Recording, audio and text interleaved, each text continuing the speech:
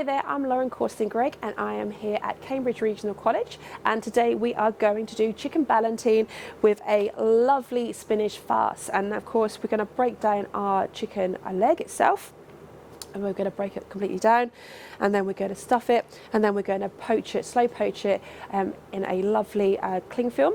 I know a lot of chefs would do other alternatives. Of course you can do pig skin, you can do lots of different ways, but today I'm going to do mine as a ballotine instant cling film on a slow poach, keeping on my skin.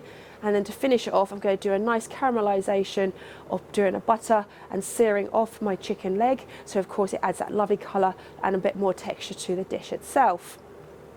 To do a bit of little house rules to start off with, I've got a pan of water on already going, but of course we want that to come to a boil and then drop that temperature down, because of course we are only poaching, so we don't necessarily need a rapid boil. We just need a nice steady flow, so of course it cooks our chicken ballotine very gently and slow. Also, we need to make sure when we're using our equipment, all our knives are nice and sharp and clean, because of course what we don't want to do is damage our meat in any sort of way, but also we want to try and make sure our cuts are nice and clean, so that when we go to do it, none of our fillings explode, so it keeps everything nice and tight and for presentation purpose. So to start off with, we have our chicken leg. We're just going to check to make sure everything's all okay. It's nice and healthy, it's nice and not greasy, doesn't smell, and of course it's not shiny. So then I'm just going to grab my lovely sharp boning knife, and I'm just going to remove some of the extra bits and pieces of bone that I have here that was giving onto my chicken leg. Once it's all ready, some chefs will do it slightly different. Some people will start at the top end of the knuckle, whereas myself, I always start at the bottom, and I just go a little bit around like so, just with my knife like that, and it just gets rid of any little loose bits, but also it cuts through some of the tendons straight away as well. Be mindful when you are doing this, you want to try and do it nice and tight, so that of course you have minimal meat left onto your bone as well. I'm just going to give it a little scrape with my knife. I'm doing this with my chef knife, but of course you can do it with a little tiny paring knife if you're a bit unsure, because there is ever so slightly a splinter there as well, so just be careful of that when you're cutting into it. Okay, so once I've done that, I'm just going to grab my boning knife, and I'm just going to find where my bone is here, and I'm just going to go straight up. So once my knife tip hits, so don't just use all of your knife, just use the tip to start off with, find where your bone is, and then you just work your way up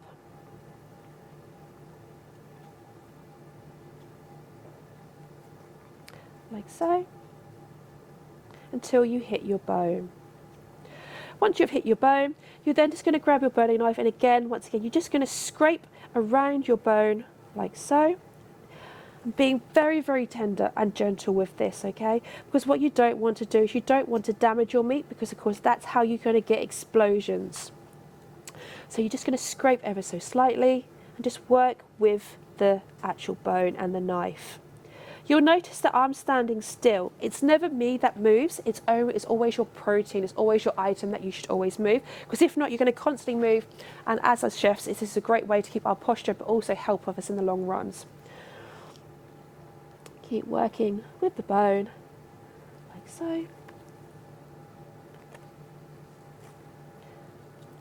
And you scrape along.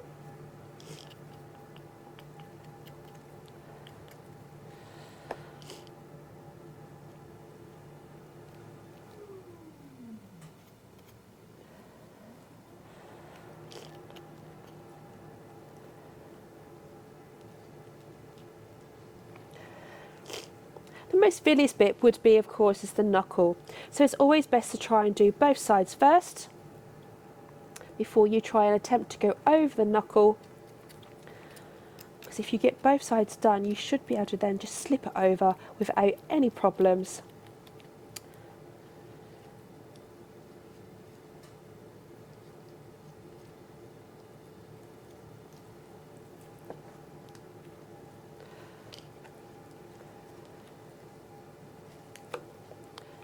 There is your bone with minimal meat left on. This means, of course, when I go to roll it out, you've got a good proportion of meat spread out evenly. With your little paring knife, if you notice there's some little hard bits, just like so, just get a little knife and just cut them out. but also this is a part where you're just going to need to ever so slightly find your tendons like so, and just remove them as well. Okay, so for my sample myself, I've just opened it all out, which is fantastic. I removed quite a lot of the additional tendons, so of course that will break down and it'll be nice and tender when we go to eat it. So for this way, I've done it my way, the way that I find easier, but also there is other alternative ways of doing this. There is of course more of an old great way that I used to love, but also it's a way for presentation, which of course was a lot of people would actually keep the end of their chicken bone, their leg, and of course they would ton it out. So then of course this will help with the appearances, and you're able to stand the actual chicken leg up, which helps with appearance, adding height. But also be mindful of this, because of course sometimes this can actually have a slight effect with how much meat that you would have left on the bone, and which means you might not necessarily get much on your ballotine itself. The reason for that is because you're tunning it out, you can't always get around the bone as tightly as you would like, which could leave a little bit excess on. We're just going to do a little bit of seasoning with a little bit of salt and pepper, and then we have our mousse or fess. Okay, we're going to pipe in to the center. When you're piping into your ballotine, you don't want to go too close to the edges, because of course it will push it out. So you need to make sure you got it even in thickness and not too much, because too much means it's going to explode inside, or when you go to roll it, of course it will push it outwards. So being very careful, you would just do a nice small layer like so. Okay. Then with your chicken, you would need to keep the skin on. The reason for this is it's going to protect the meat, but also skin has a lot of flavour. It's going to enhance and make it a lot richer as well when it goes to cook down. But also we're going to sear it. It's going to help with that coloration when we go to serve it in a little while. We're just going to wrap it up.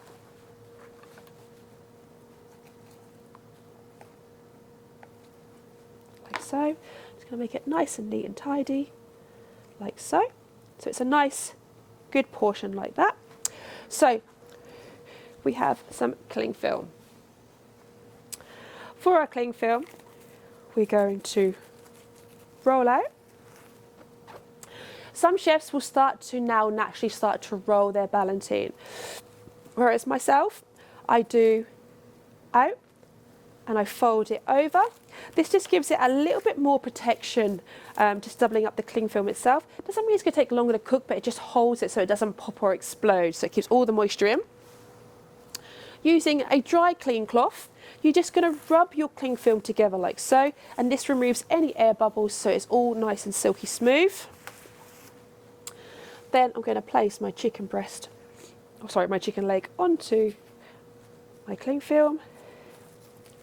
And then I'm just going to start to roll. When you go to roll, you need to make sure that you put the cling film fully over. Don't try and wrap it inside it, because what happens is when you go to cut it, the cling film will get stuck inside. So you need to make sure it goes fully over, and then you start to roll nice and tight.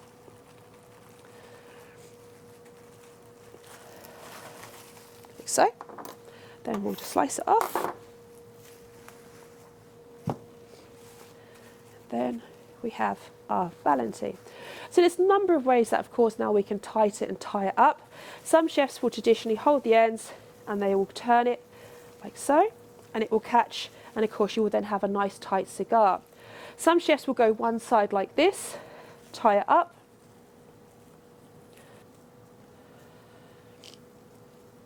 once it's nice and tight, they will then go to the opposite side and they will do the same like so, and once it's nice and tight, again tie it up like that.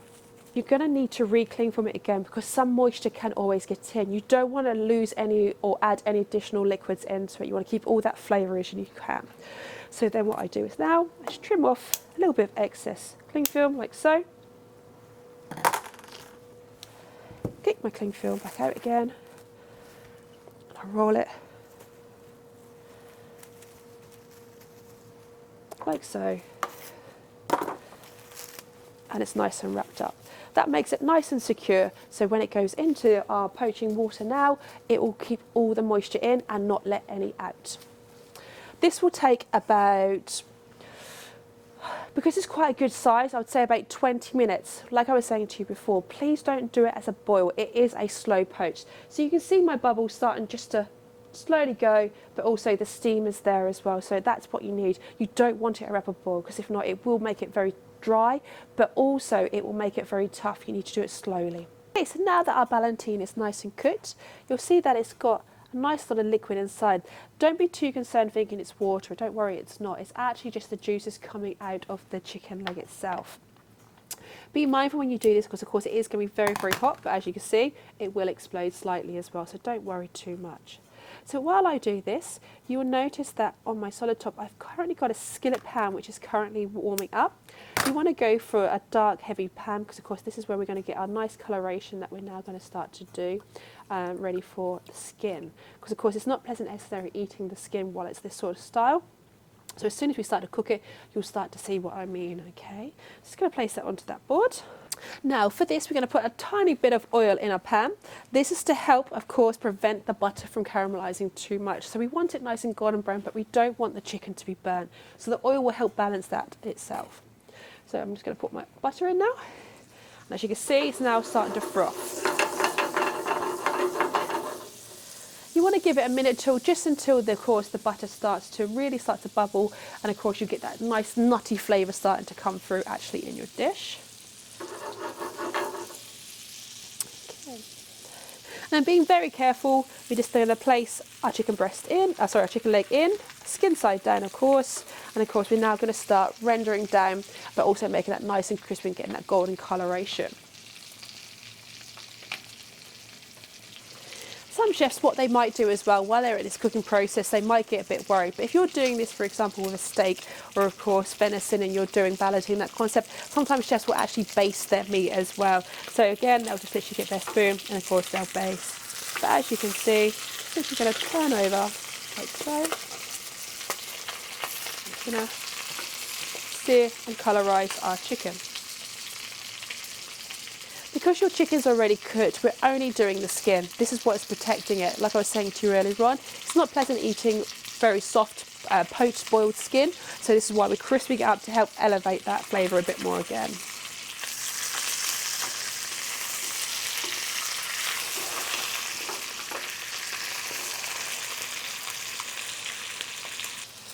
Now that our chicken is nice and cooked, we're then just going to place onto a little bit of blue roll. The reason for the blue roll is just to absorb some of the fat and also some of the butter, so of course it doesn't go really juicy when you go to cut it. Okay, so as you can see, just remove some of the liquid like so. Being very careful, because of course the chicken will be very, very hot. We're just going to ever so slightly cut our ballotine at a nice angle using a serrated knife or a pastry knife.